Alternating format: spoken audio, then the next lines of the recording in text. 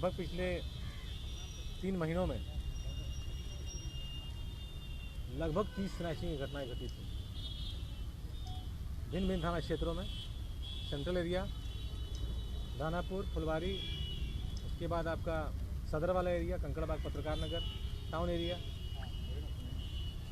तो उसमें से कई लोग गिरफ्तार होकर जेल भी गए। उसका हम लोगों ने समय समय पर आप लोगों को बताया भी है।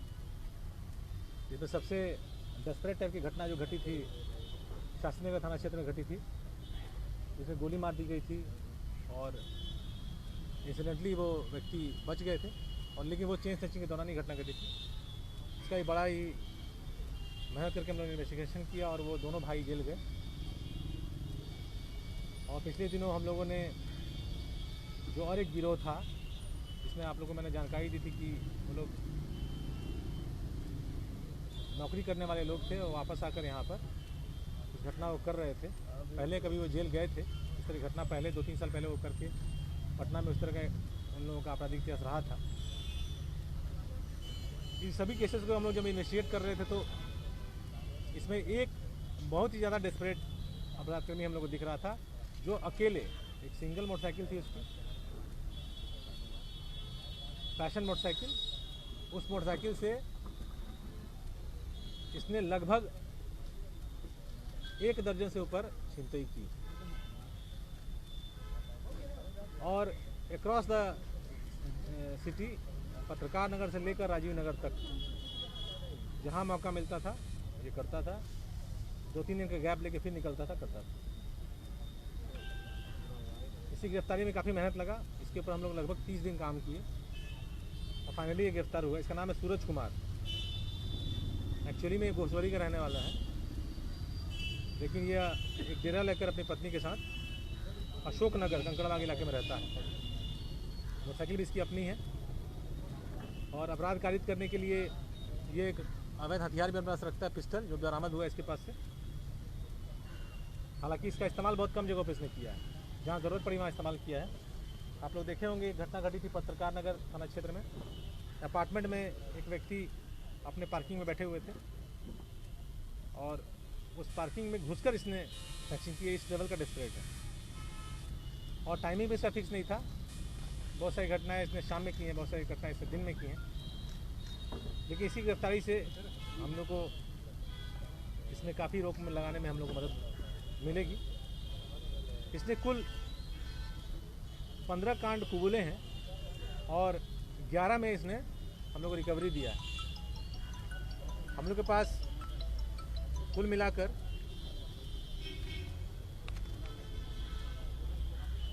8 चेन है, 9 चेन है, लॉकेट मिलाकर 9 चेन है। और एक जगह पे हम लोगों को मिला है जो गला दिया गया था 2-3 चेन, उसका हम लोगों को गला हुआ सोना मिला है।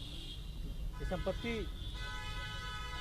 मार्केट रेट के हिसाब से हम लोग एग्जैक्ट वजन तो नहीं किए हैं, लेकिन जो प्रथम दृष्टया लग रहा है कि 7 से 8 लाख की संपत्ति ये है। इस कार्रवाई को और ठोस बनाने के लिए हम लोगों ने जहाँ जहाँ इसने बेचा था, जो रिसीवर्स थे, उन लोगों को भी हम लोगों ने गिरफ्तार किया है। कुल मिला के 7 सोने के कारोबारी गिरफ्तार हुए हैं जहाँ पे ये बेच देता था। जैसे अमितेश कुमार उर्फ टिंकू हैं, खाजे कला के, उषा ज्वेलर्स इनका दुकान है। सूरज कुमार आलमगंज के हैं, इनका माँ दुर्गा अलंकार ज्वेलर्स है। Uma Shankar Prasad, Uma Alankar, Khaje Kala. Subodh Gupta, new Krishna jewellers, Gorhatta, Patna city. Avinash Kumar, Shri jewellers, Khaje Kala. Ravi Kumar, Krishna jewellers, Malsalami. Sarjeet Kumar, Maa Tara jewellers, मालसलामी। आप लोगों के माध्यम से मैं कहना चाहूँगा कि जो खासकर जो ज्वेलर्स हैं, छोटे बड़े जैसे भी हैं, वो एक वाइट बिजनेस कर रहे हैं, लेजिटिमेट बिजनेस कर रहे हैं। और जब भी इस तरह का कोई कार्य वो करें तो उन लोग को डबल नहीं ट्रिपल श्योर रहना चाहिए कि वो जो सामान ले रहे हैं वो चोरी करना हो, बिकॉज जाने अनजाने में वो एक अपराधी को मदद पहुंचा रहे हैं। अगर चेन स्नैचर चेन नहीं बेच पाएगा तो जाहिर सी बात है चेन स्नैचिंग नहीं करेगा, वो कुछ और अपराध करेगा।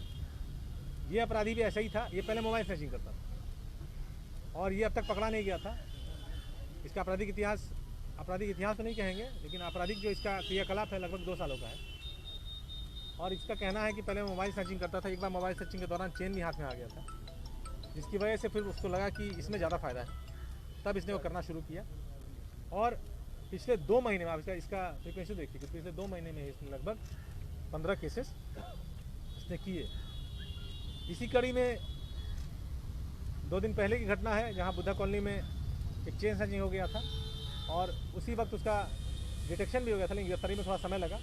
तो दोनों चेन स्नैचर्स दीपू कुमार पुनाई चक के रहने वाले और मोहम्मद राजा सब्जी बाग पीर भाव के रहने वाले, उन लोगों को भी गिरफ्तार कर लिया गया है। एक मोटरसाइकिल बरामद हुई है और चेन जो लूटा हुआ था वो भी बरामद हो गया है। तो कुल मिला के हम लोग 3 चेन स्नैचर्स और 7 रिसीवर्स को जेल भेज रहे हैं। टोटल बरामदगियाँ हैं आपको जैसे मैंने बताया 8 चेन है, 1 लॉकेट है और कुछ गलाया हुआ सोना है। कुछ कैश पैसा भी इनके पास 20,000 रुपये बरामद हुआ है। 1 देसी पिस्टल है। इन लोगों को हम लोग जेल भेज रहे हैं और ये सूरज कुमार है, इसको हम लोग सभी केसेस में रिमांड करेंगे। एक और गिरोह है जो काम कर रहा है, जिस पे हम लोग अभी लगे हुए हैं, जिसको गिरफ्तार करने में अभी हम लोग सफल रहे हैं। उसकी गिरफ्तारी हो जाने से मुझे लगता है कि ये चेन स्नैचिंग घटना में काफ़ी रोकथाम हो जाएगी। ये जानकारी आप लोगों को देनी थी।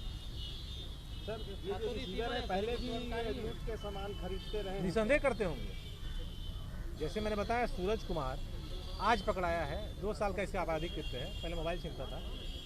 तो जब अपराधी हम लोग बस पकड़ाता है और रिकवरी देता है तब हम लोग रिसीवर को आइडेंटिफाई कर पाते हैं, अदरवाइज रिसीवर तक पहुंचना मुश्किल हो जाता है। और ये जो आपके स्नैचिंग वाले प्रोसीड्स होते हैं ये कन्वर्टिबल होते हैं। जैसे मोबाइल रिकवरी करना आसान हो जाता है, लेकिन अब इसको गला देगा, स्वरूप बदल देगा तो रिकवरी नहीं हो पाती है। लेकिन हाँ उसी के पास सर एक बात है, आप इतने बड़े मात्रा में अपराधी लगातार पकड़ रहे हैं, तो प्रेस का, लेकिन आपके पकड़ने के बाद जिस थाने का है उस थाने की चार्जशीट डायरी ऐसा कुछ भेजने के विलम्ब से इसका फायदा उठाया न्यायालय से नहीं ऐसा जा रहा है। जितने प्रोफेशनल केसेस होते हैं, देखिए प्रक्रिया है, हर कांड में एक स्टिपुलेटेड टाइम लिमिट है। किन्हीं धाराओं में 60 दिन के अंदर चार्जशीट जमा करना है, किन्हीं धाराओं में 90 दिन के अंदर करना है। इसके लिए पूरा व्यवस्था है, मैकेनिज्म है। और जब भी कोई ऐसा अगर जो फेलियर हो जाता है तो उसकी रिपोर्ट आती है।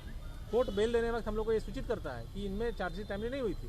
वैसे बहुत सारे लोगों पर कार्रवाई होती है, लगातार कार्रवाई होती है। मुझे लगता है आज भी मैं पुलिस लाइन गया था तो एक व्यक्ति जिसने 170 का लाभ दे दिया था, इसकी वजह से अब अनजाने में दिया, जान में दिया, प्रोसीडिंग खुलती है, उसको सज़ा मिलती है, उसके कैरियर पे उसको दबा लगता है, उसके प्रॉब्लम्स होते हैं। तो ऐसा नहीं। और तब जब इस तरह से उद्भेदन होता है तो ऐसे केसेस को तो प्रायोरिटी भी देखते हैं। CTS में सेंट्रल ने इसमें काफ़ी मेहनत किया है और इसका कन्फेशनल भी हम लोगों ने बनवाया है। तो हम लोग इसको देखेंगे कि हर केस में रिमांड हो और फिर उसको चार्जशीट हो। सर इसका बैकग्राउंड क्या है सूरज कुमार जो है? बैकग्राउंड मैंने किस तरह से पूछ रहा है? क्या लग रहा है, कुछ अच्छे परिवार से है या नहीं, एवरेज परिवार है। फैमिली बैकग्राउंड, एवरेज परिवार है। एवरेज बाइक का यूज करता था। इसका अपना बाइक है, इसका अपना बाइक। सर ये जितने भी रिसीवर है सब पटना सिटी के हैं, तो एक दूसरे से कनेक्टेड है क्या सर? नहीं वैसा नहीं है। देखिए सिंपल सी बात है, मैं आपको बताएं, इनको डबल ट्रिपल श्योर होना चाहिए। जैसे कहने का मतलब ये है कि अगर कोई मुझे सेकेंड हैंड मोबाइल बेचेगा तो मैं नहीं खरीदूंगा, जाहिर सी बात है। भले वो मोबाइल कितना भी अच्छा हो, सस्ता मिल रहा हो, सेकेंड हैंड गाड़ी मुझे बेचेगा तो मैं नहीं खरीदूंगा अनटिल अनलेस कि मैं जानता हूँ कि ये गाड़ी किसकी है और वो आदमी जाली नहीं है। लेकिन जो लोग इस कार्य में ऐसा कार्य को अंजाम देते हैं, उसको करने से पहले सोचते नहीं है कि ये चेन स्नैचिंग का भी हो सकता है, चोरी का भी हो सकता है। कई एक बार हम लोग को मोबाइल रिकवरीज होती हैं और बहुत जेन्युइन आदमी के पास से होती है, उसने अनजाने में मोबाइल खरीद लिया है। कोई भी चीज़ सेकेंड हैंड कौन बेचता है? बहुत नीडी आदमी बेचेगा तो 1 to 1 बेचेगा। थर्ड पार्टी के थ्रू अगर आपको मिल रहा है तो आपको कान खड़ा होना चाहिए।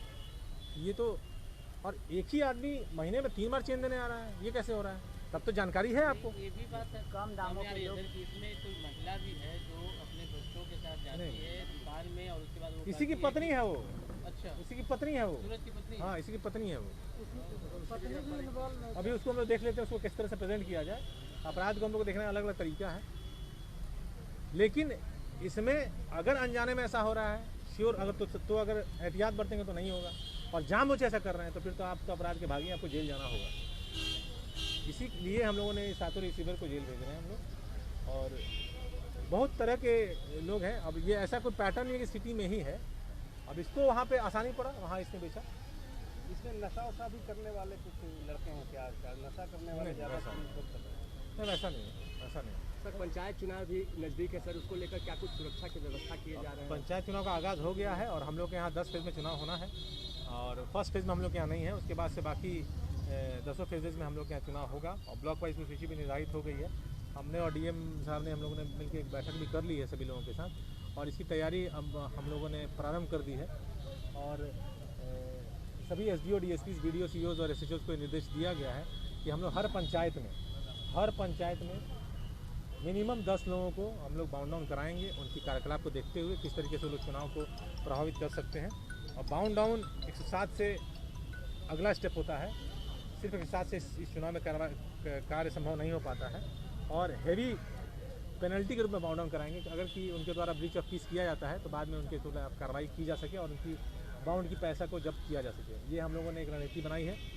दूसरा है कि एक अभियान हम लोग चलाएंगे अब, खास करके वैसे केसेस जिससे कि चुनावी क्रियाकलाप पर असर पड़ने की संभावना होती है, खास करके वो हत्या होता है, 307 होता है, मार झगड़ा केसेस जो होंगे 300 जिसमें कि आपके गांव में 2 पक्षों में मारपीट हो जाती है या SC ST एक्ट के केस है उन क्षेत्रों में, इसको हम प्रायोरिटी पे लेके इस सब केसों की गिरफ्तारी कराएंगे ताकि ऐसी प्रवृत्ति से लोग बचें और इस तरह के मार झगड़ा में इन्वॉल्व ना हो अगले 1 माह तक।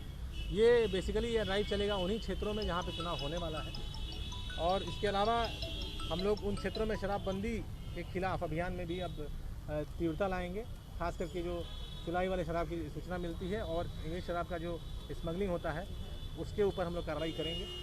और इसके अलावा हम लोग एक रिव्यू तैयार कर रहे हैं और हम लोग प्रत्येक फेज़ के थानों में जाकर एक बैठक होगी सभी BDOs के साथ, CEOs के साथ, SHOs के साथ और इसका रिव्यू होगा कि 24 तारीख से जब से ये नोटिफिकेशन हुआ है तब से कितने लोगों के ऊपर बाउंड डाउन हो गया, कितना हथियार जमा करा लिया गया, कितना गिरफ्तारी हुआ इन हेड्स में।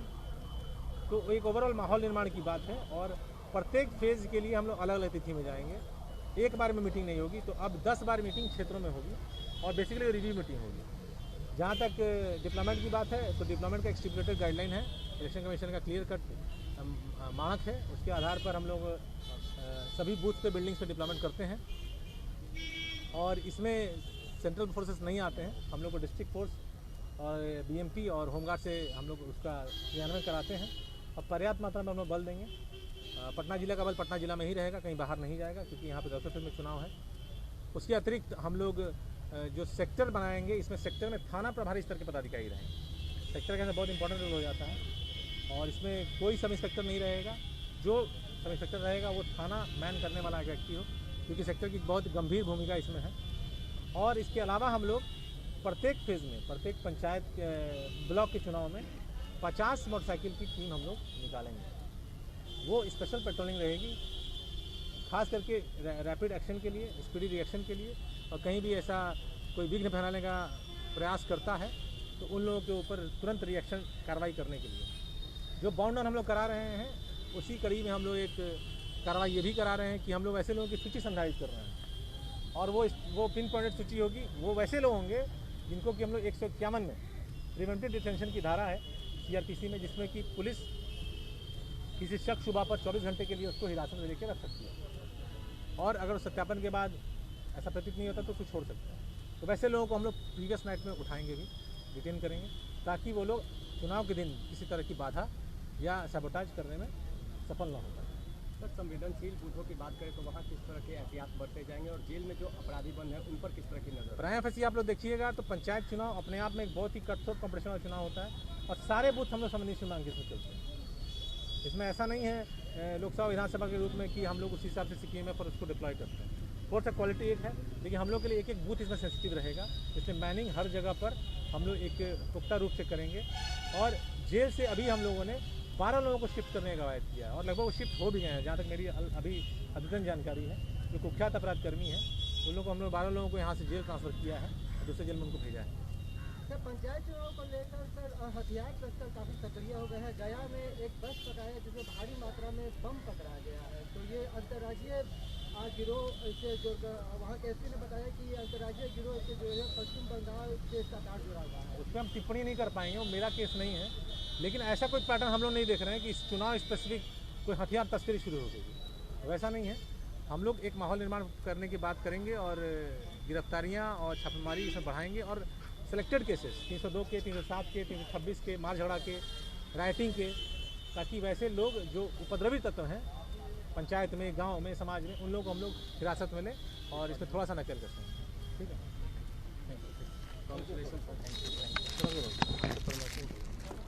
मुझसे तो कब का हो गया अभी हम लोग का ध्यान सर इसको काफी दिन